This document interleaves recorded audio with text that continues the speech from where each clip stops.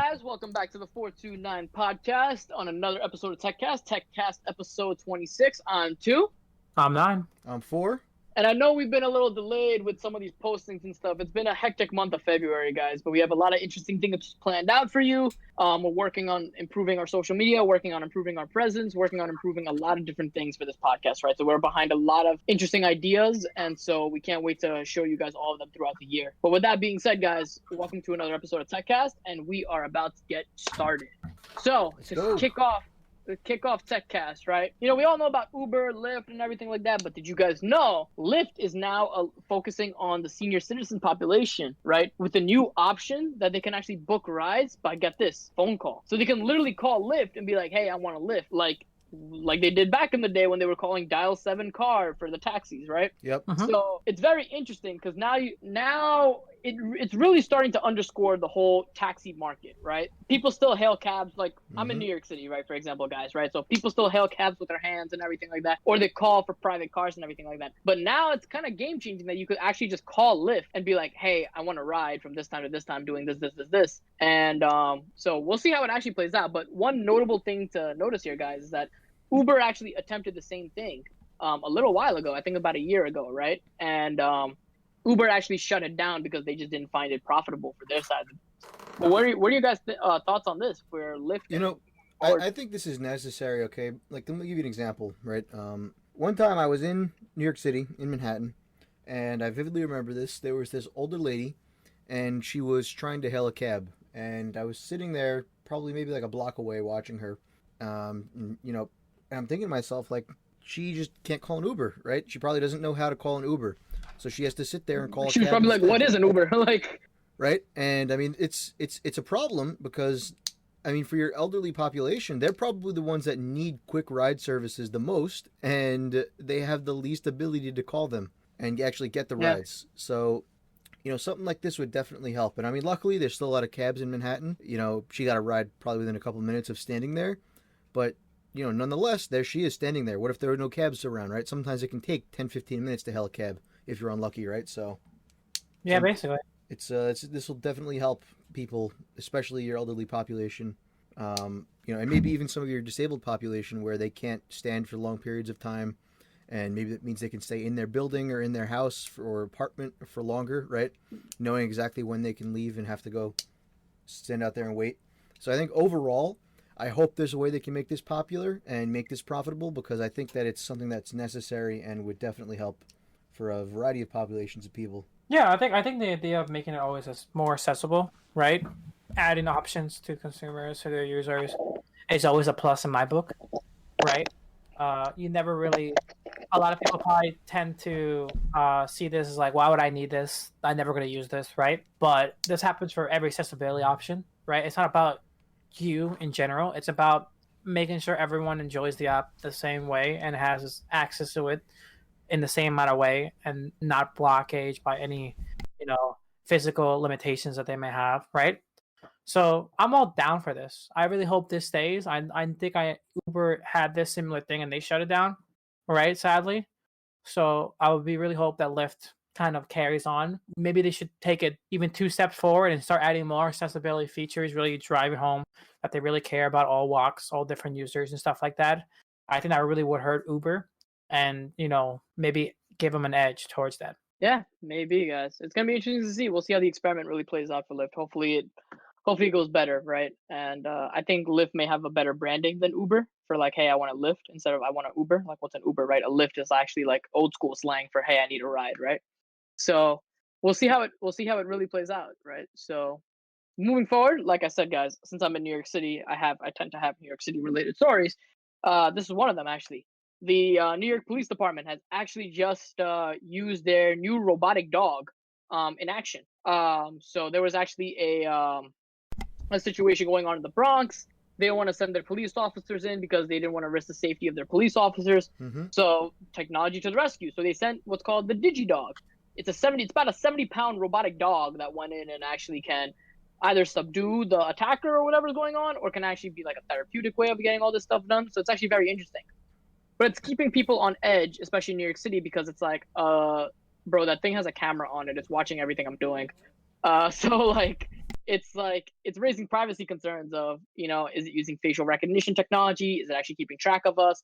What's it actually doing, right? Like, I'm like, look, for people who are in New York City, you guys know traffic tickets are some of the worst things that we get around here. So like, what you what you see really here is that, like, for all the traffic tickets and everything, I see a huge increase of replacing what we call the meter maids with this around here, right? So I would not be surprised if a robotic dog is tagging my license plate for a ticket in the future. So, but what are your guys' thoughts on this one? I think it's really interesting. I just really like what's it called? The whole idea of a small robotic dog coming up and seeing it in New York City, and like just because I seen footage of this, it's kind of like really adorable how it runs and stuff like that. But I think it does raise a lot of concerns about privacy and stuff like that, and I think it should be talked about. I'm honestly real curious of how it subdues like People? criminals. Yeah, that's what I was thinking too. I mean, unless you like a taser on board, I don't know. Yeah, that's the way I was thinking. Does it say anywhere too? Like, how is it some? Like, what's the method? To be honest, this article focused more around the privacy concerns. The privacy concerns, right? It was more of a privacy concern related article than it was about the features it has. But I would have to search more on the side. But I think this is the same DigiDog that Ford brought up way back when, from that company in Massachusetts that actually built this, right? Yeah, So I think the last time we talked about that, it was that they were trying to like basically Use it for COVID commercialize them testing. and commercialize them to like different uses. So I mean, we've seen well, them. evidently the NYPD is a client now. So I mean, they've been using a lot now, right? We saw them in like as Ford talked about vaccine testing, and now like NYC. I wouldn't be surprised if we start seeing them in like Target, like basically giving you baskets or like showing you around. yeah, like for using them for the elderly to keep track of their stuff. Yeah, I wouldn't be surprised, right? Like these dogs are really coming commercialized in a way, which is pretty. Yeah, we're heading towards a robotic world, so it will be interesting to see what. But I guess that also, I mean, that brings up more of the privacy concerns. I mean, are you okay with a dog following you around Target, watching your every move, or in the park, or in like with as a dog deputy, or in like when you're going to the hospital and you're seeing a dog with a camera following you when you take your testing? I mean, are you guys okay with that? I mean, that kind of sounds scary. Think about it. The more you see them, the more your privacy concerns rise up. Yeah, dude, it's definitely a concern. We'll see how it plays out, but moving forward, let's keep it pushing with these stories, right? So these are like my flashing stories, right? I have 4 big ones for today, so we'll see how we get to it. But Reddit's been in the news a lot this whole month, right? If you guys haven't been following the whole GME fiasco that's been going on, when it's going up to $1,000, down to $50, up to $1,000 again, all this crazy shenanigans these Wall Street guys are pulling off, right? But what's one benefit that's come out of this? Actually, several benefits have come out of this, right? GameStop is saved, right? So we can all be thankful for that as gamers. I know that's definitely a huge one. It's affected other stocks as well. So AMC is actually out of bankruptcy now, and they're reopening movie theaters again.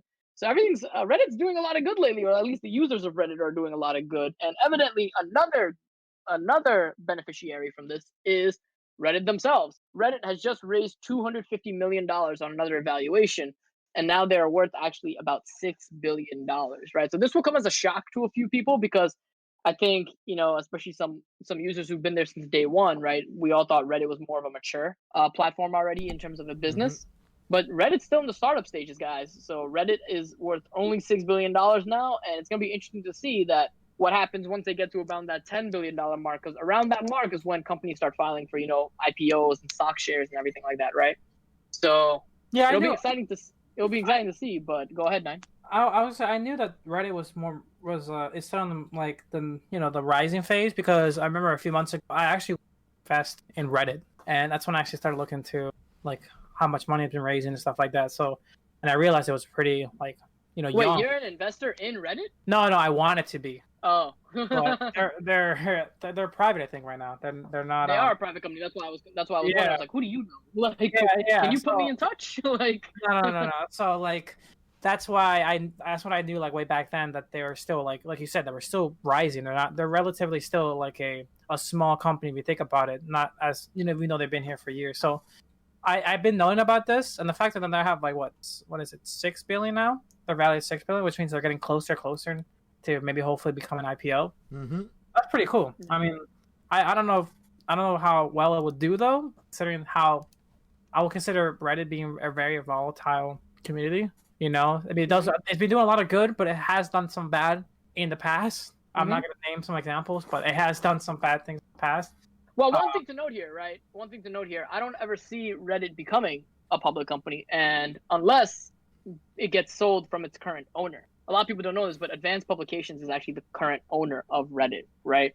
Yeah. So until it actually gets sold itself or it gets sold into another company that wants to take it public, it probably won't get public, right? Because this Advanced Publications company has been private for 99 years now. So unless they go public anytime soon, it's not really happening, right? So, but it'll be an interesting one to see. I'm sorry? Unless they split Reddit off. Unless they split it off, right? Yeah, exactly. So they could do that as well, but then, you know, I truly don't see that happening from, you know, a business perspective for these guys. But I thought it was just interesting to see that, hey, $6 billion, you know, Reddit's now worth, and we'll see if it keeps going up and up. Hopefully at one point it'll have to, you know, get into the public markets in order to raise money, but maybe not, right? Maybe not.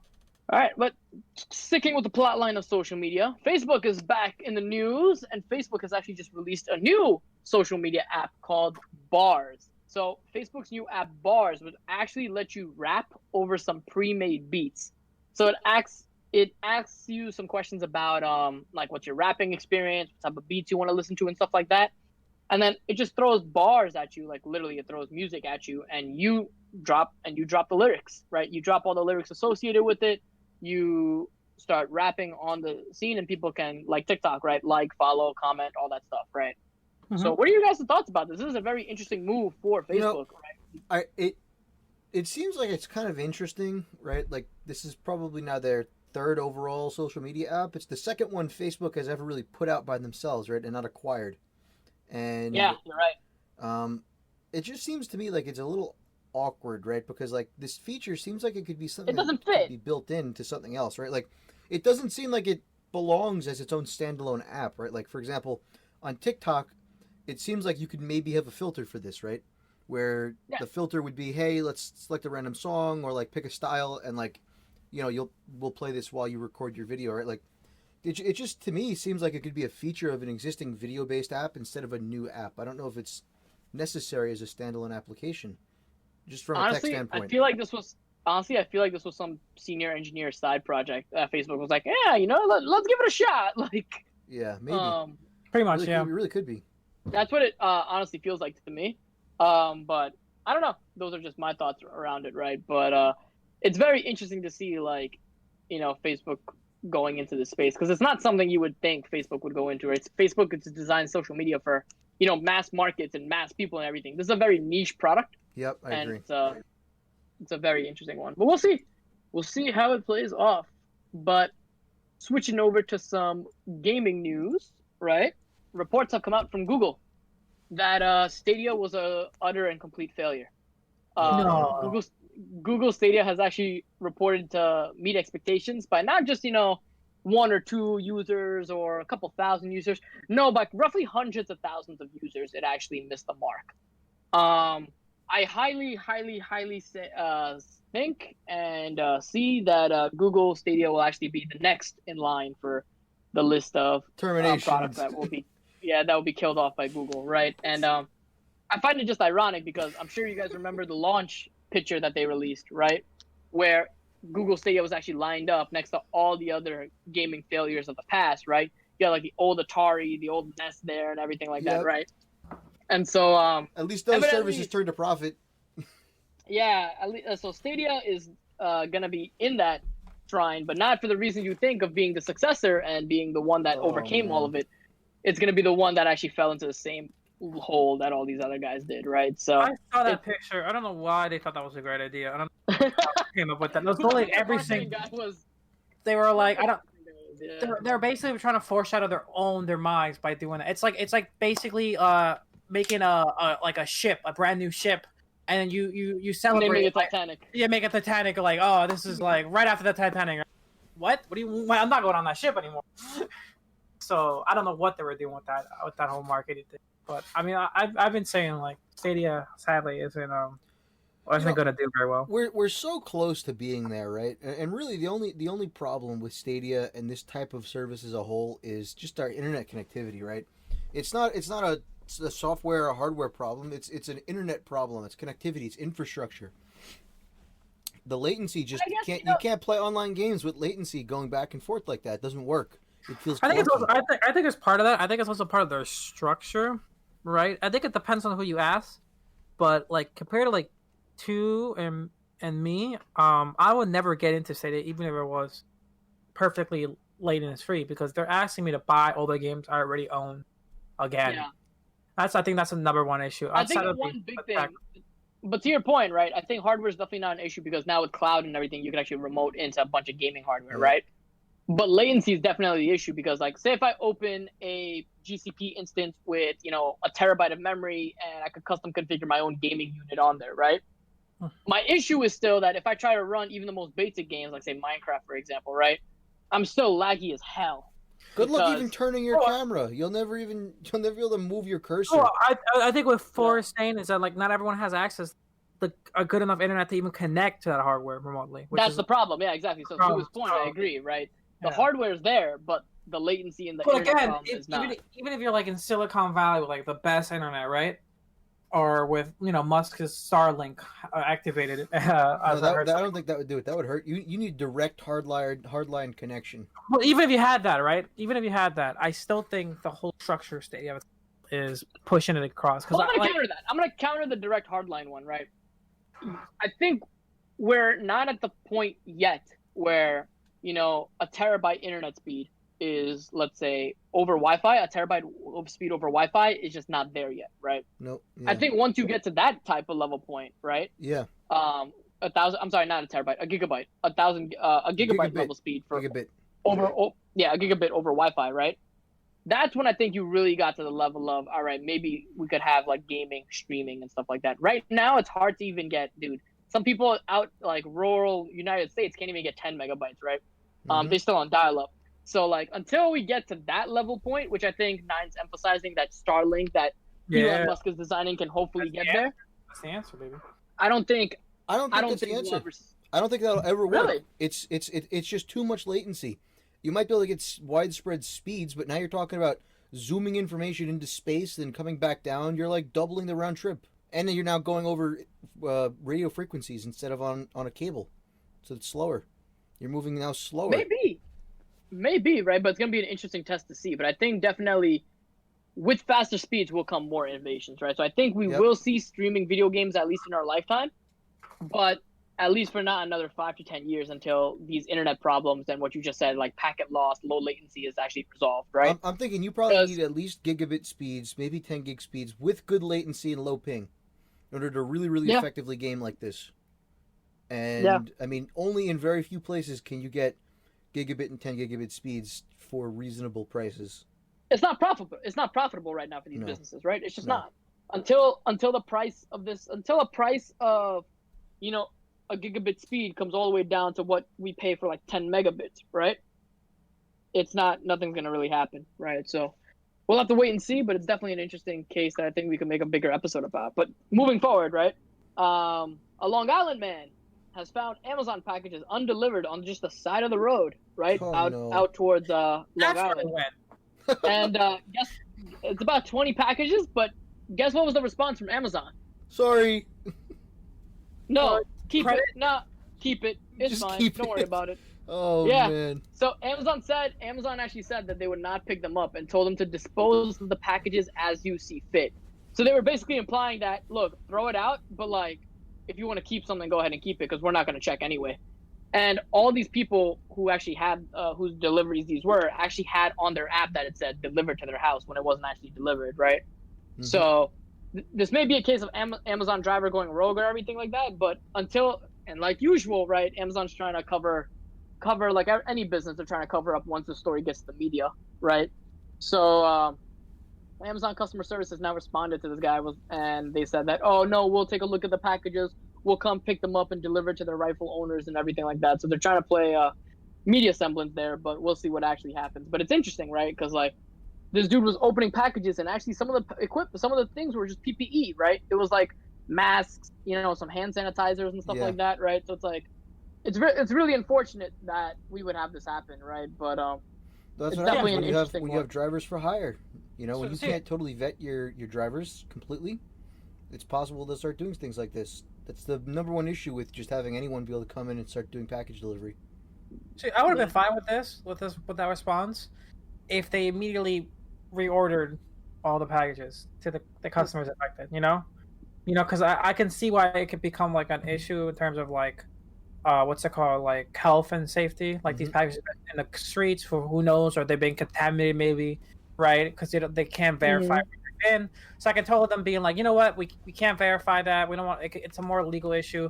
Just throw them out, right? And I was hoping that meant that like we'll just resend it, but the fact that you also said that it tells them that it got delivered to their houses means that Amazon didn't do Bumpkiss.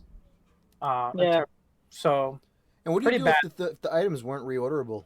Right, Nine? Like, I know you said if they reordered it, it'd be fine. But, like, for example, some of these, like, N95 masks are non-orderable. You cannot order them anymore. So, like, what do you do in that case? It's kind of rough. I mean, that's really where Amazon really has to, or I would say as a company, it really shows how much they care about the consumers, right? There are methods. I would say either give them their credit back in some form, or order a alternative with the credit even back. So like give them their money and then order alternative. It may not be exactly what they want, but they get their money back and they get some form. Or, there's a variety of different ways I would say of doing it. But the fact that they just did nothing means that they really shows what they think. Yeah. So we'll see how it plays out, right? We'll see how it plays out, but it's definitely an interesting one. But all right, guys, now getting into the big stories, big stories, right? This one's it's old news now, but big when it came out earlier this month, right? But keeping with the theme of Amazon, Jeff Bezos is leaving Amazon. So he's stepping down and leaving the next Jeff in line to be in charge. And that is not a joke. And that is not a joke because the next CEO of Amazon is, I forgot his exact name, but it was Jeff, what was his name? Jeff, I'm double checking his name. It was Jeff, right? It was, it was Jeff. Well, I'm looking it up, Jeff. It's actually going to be, it's not Jeff, sorry. It's Andy Jassy, sorry. That was Jeff, the other Jeff was actually the one that quit, and because he didn't get the position. So yeah, Andy Jassy will actually be the new head of Amazon, and he's replacing Jeff Bezos. Andy's actually head of their AWS division right now, actually. So it's a huge step up for him from managing all of AWS to managing all of Amazon. But it's definitely going to be an interesting story to see how Amazon really plays through, right? Typically, when the founder leaves, companies start getting stagnant instead of innovative. But this may be a reverse case since Andy's been there since day one. I think he was employee number 5, right? So he's been there since day one, and so we'll really see how it really comes to fruition. But we wish Jeff Bezos nothing but the best of luck in all his future endeavors. He's definitely going to try to beat Elon Musk to Mars now, so we're going to see how that really plays out. So it's going to be an interesting thing to see. But yeah, it's any thoughts you guys have around that? Didn't I talk about this one last week? I think so. Yeah. Did we? Yeah. I probably did forget. It's been a while since we did one of these episodes. So yeah, it might be. This is the last week, but hey. But all right, so I guess moving forward into other big stories, right? This is a security shout out for 4, right? So the reason, you remember the SolarWinds attack? Mm-hmm.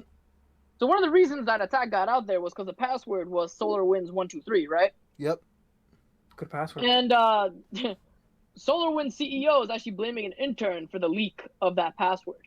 So wait, is he blaming him for the leak, not for the password being SolarWinds123?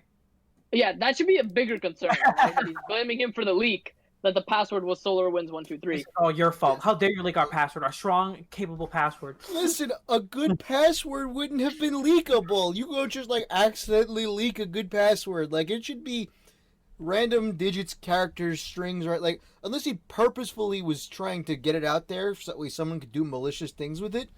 Like it shouldn't have even been something that's like leakable. Like how, you know what I'm saying? Like, oh. Yeah, no, I'm a complete agreement with you here, right? All right, maybe even if the intern did leak the password and it was a bunch of random numbers and digits and all that stuff, right? All right, fine, I could see that really happening. But first, why does an intern even have the privilege to see that information? Absolutely. That's my first concern. Absolutely, that's a very good point. But at the same time, then, right, it does depend. What are they doing, right? What's this intern doing? You know, there's a chance they might have legitimately needed it.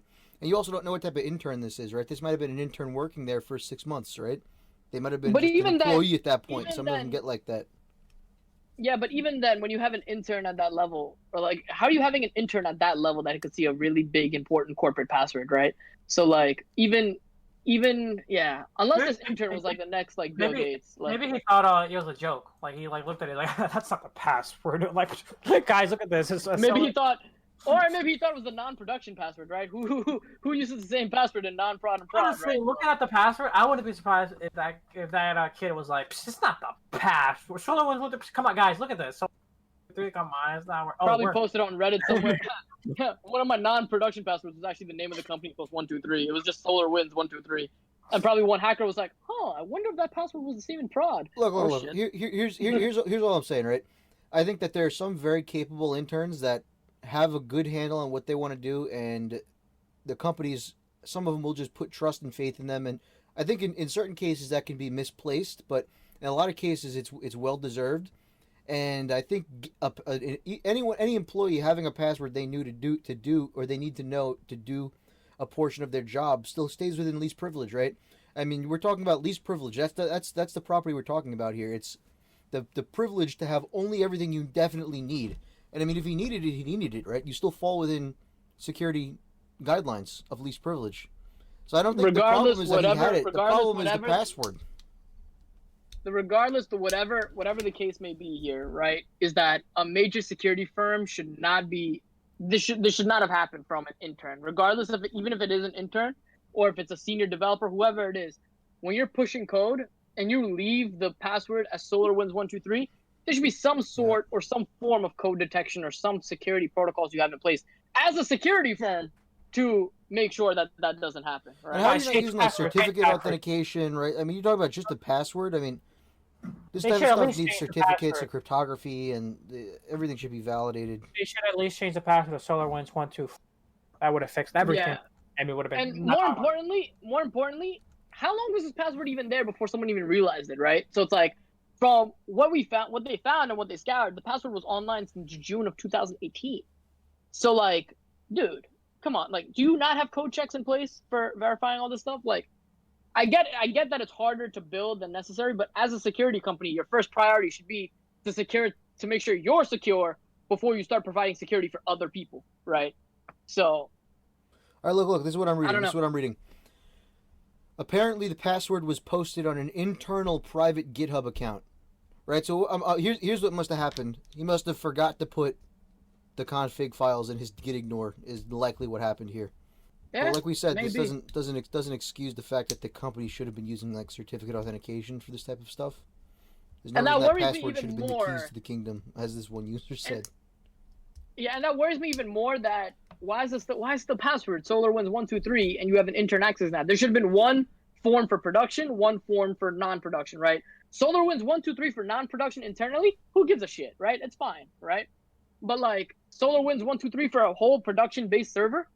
And like, you literally have password policies in place that say don't release our password that says SolarWinds123 in a private server.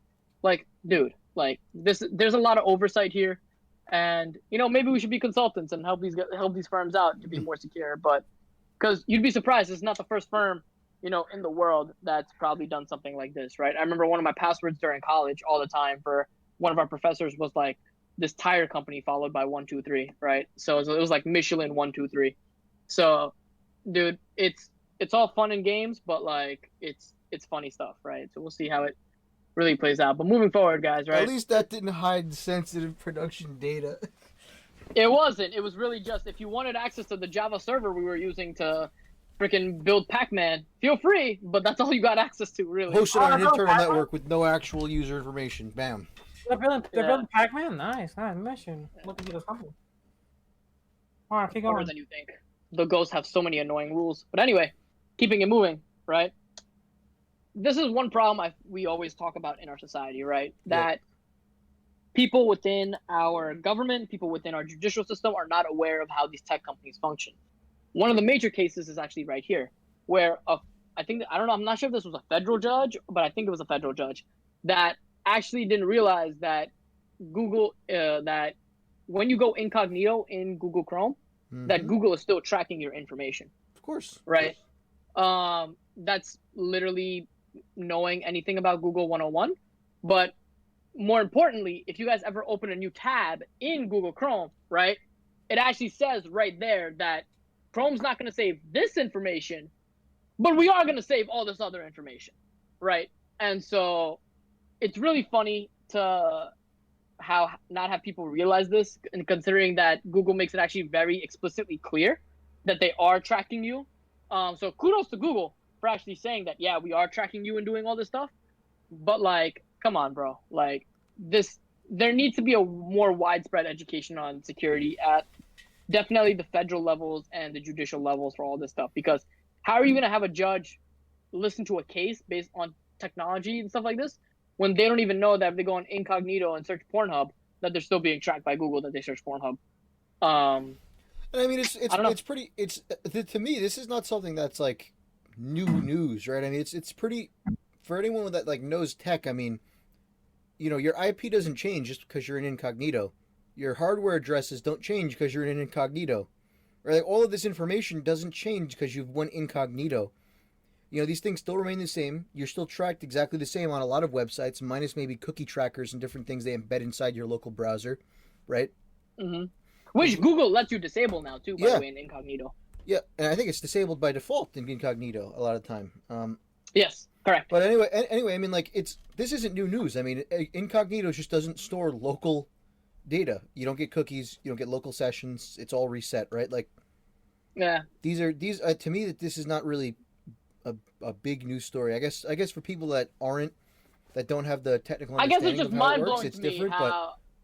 Yeah, I guess it's just mind blowing. I think he has valid concerns. I think he has valid because Google, because the other browsers don't look into that much into your details incognito mode. Like Firefox is a great example. Their incognito mode doesn't look, and they don't take as much data as Google's incognito mode. I think it works as intended. I mean, you still have, you know, it takes some form of information, but it doesn't keep track of all the URLs you are in. Maybe, but when you're working with a business whose primary job is data, technically, right? Then come on. Like, but then the question should be like Google should be more clear about what they're taking instead of just it comes again with the more opt in opt out thing. You know, instead of just telling me. Well, I mean, they were clear. So credit to Google in this case, right? Are they being clear? Because they're just absolutely. They're telling you what they're not doing, but they're not telling what they're exactly doing. Well, I mean, there was a learn more button where they could have learned what they are exactly taking. Yeah, right? But if you learn, they know that no one's clicking on that. That's the whole point. They know exactly. They are pretty clear though. I mean, but they can make it clearer, and they don't want to though. That's the thing. They can make it way clearer because this is Google we're talking about. This is a $1 billion company. These guys can make things. These guys have made apps and phones and stuff so user experience, so user nice. If they wanted to make it super clear, they could have, but they purposely could have. You're right, and that's the thing. That's that distinction, that driven action to not do it is enough concern to be. Look. If we just read what incognito says, right? It says Chrome won't save the following information: history, cookies and site data, form information. That's all it says it's not saving. That's all it says it's not saving. It says nothing about Google's data collection. It says nothing about anything else. It literally specifically outlines what they're not storing, and it abides by that. So you should be under the assumption. So you should be under the assumption that Google's still collecting everything else that you're doing. What I'm saying is that, like, it's not too far-fetched to think that since other browsers don't do it, it's not too far-fetched to think that they're following the standard other browsers are doing well in incognito mode. Because that's the thing. There's no internet standards here, right? There's no standards for incognito. Yeah, There's no. That's the thing with technology here, right? But you and I both know that because this is Google we're talking about. Like, their primary business is data, right? But what I'm saying is the average user doesn't know about that, and it should be clear. But see, this is an important.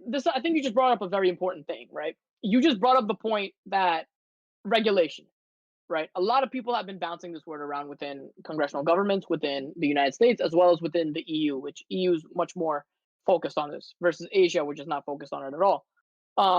But basically, right, what powers and what standards should technology companies follow?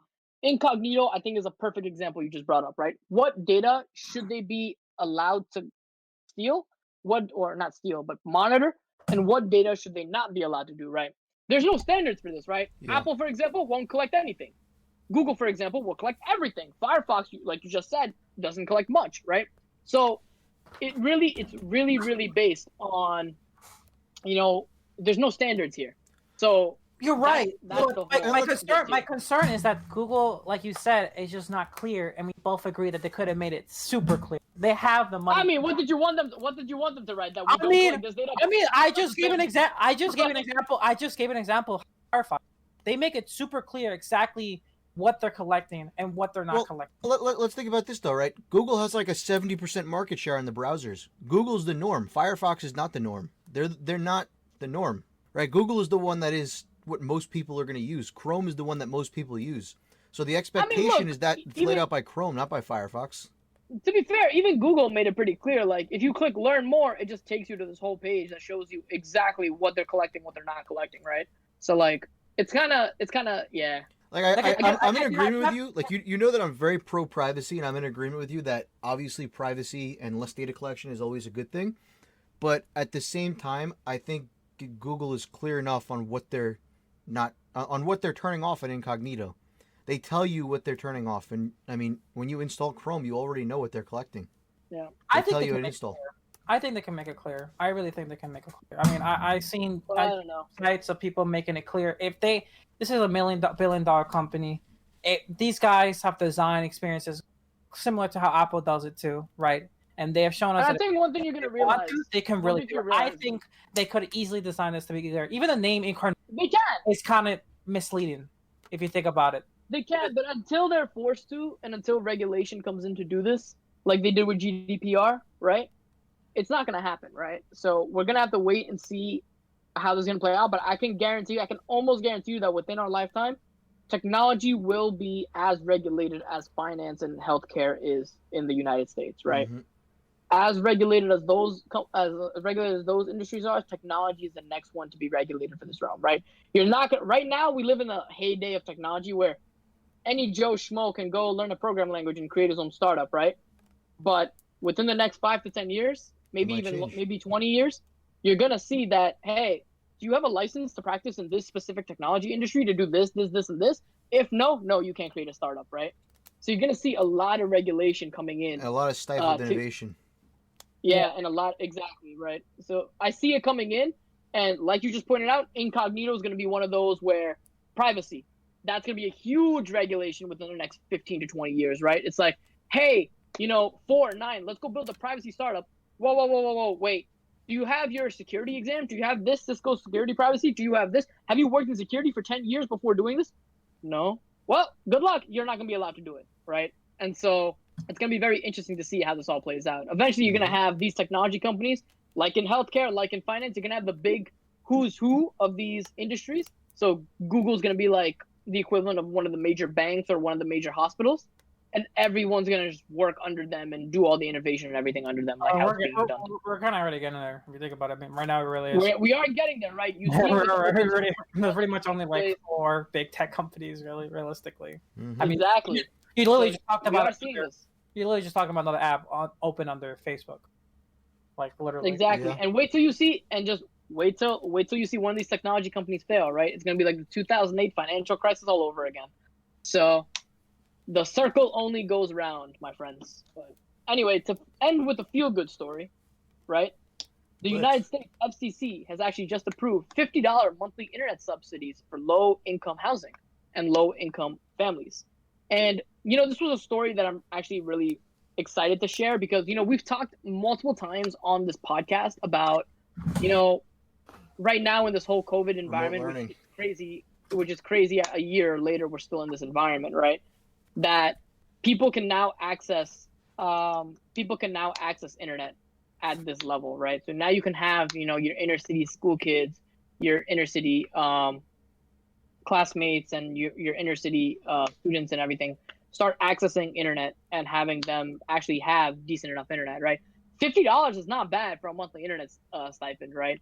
So it's like, I'm very excited to see, some equality getting put in for people who just don't have access to this necessary thing. And it really makes a huge debate now of like, hey, like internet should maybe be a utility moving forward, right? Because not only like students, but like senior citizens and as well as others, right?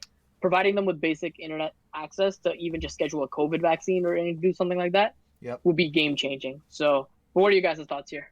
Yeah, I think we went over this a lot, right, in terms of like whether or not internet should be a utility or what exactly it should be. And I don't know if I absolutely have a end-all stance on this at this point, but I do like to see more people getting access to the internet.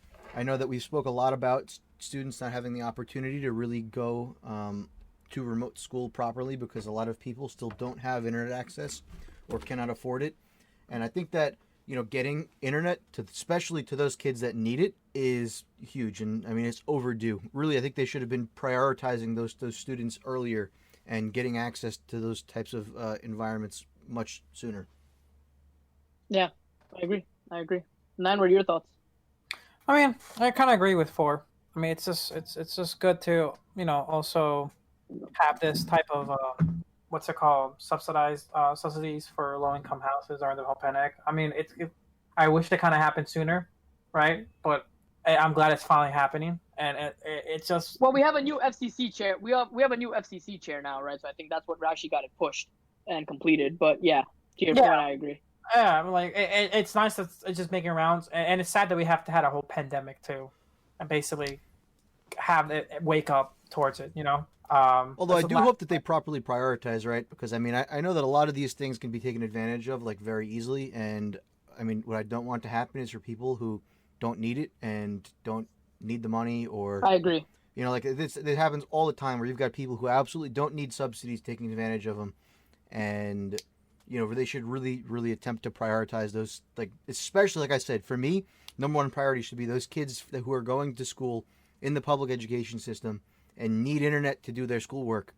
Like that should be priority number one. Make sure that those kids have internet. Like you cannot properly get educated in 2021 without internet connectivity.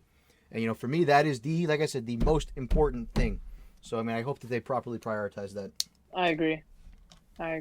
Well, guys, this has been episode 26 of the 429 podcast and episode 26 of Techcast.